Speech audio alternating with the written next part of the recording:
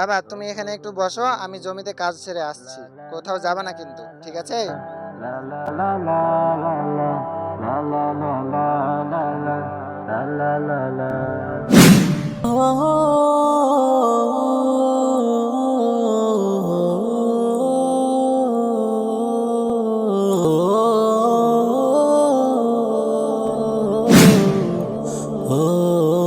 এই গাছের আমগুলো কত সুন্দর সুন্দর।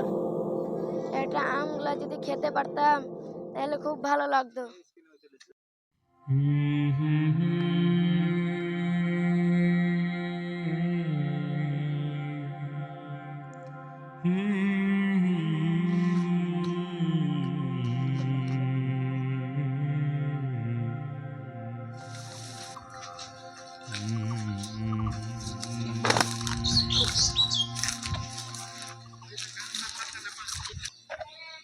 ছেলেটা যে কি করছে আমার।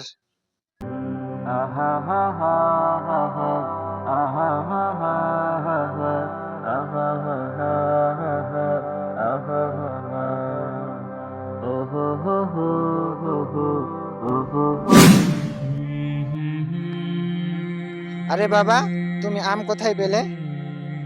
আমি মানে গাছ থেকে পারলাম। তুমি কি গাছ থেকে আম পারলে? আমি শুধু একটাই পেরেছি। একটা হোক আর অনেকগুলো হোক, চুরি তো চুরি। তাহলে কি তুমি চুরি করেছো? আচ্ছা, তুমি কি জানো না চুরি করা মহাপাপ? চুরি করলে জাহান্নামে যেতে হয়, আল্লাহ তাআলা নারাজ হয়। তাহলে আমি এখন কি করব বাবা? চলো এখন তাহলে আমরা মালিকের কাছে যাই।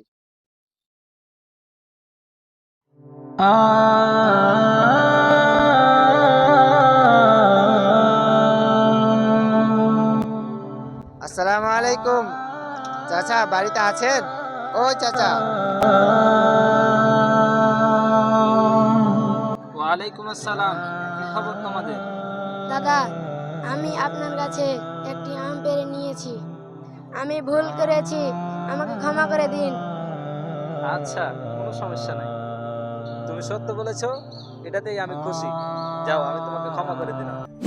চুরি ছোট হোক বা বড় তা হারাম, কিন্তু আল্লাহ তাআলা মাফ করতে ভালোবাসেন সেই ব্যক্তিকে যে সত্যিই দিল থেকে অনুতপ্ত হয়।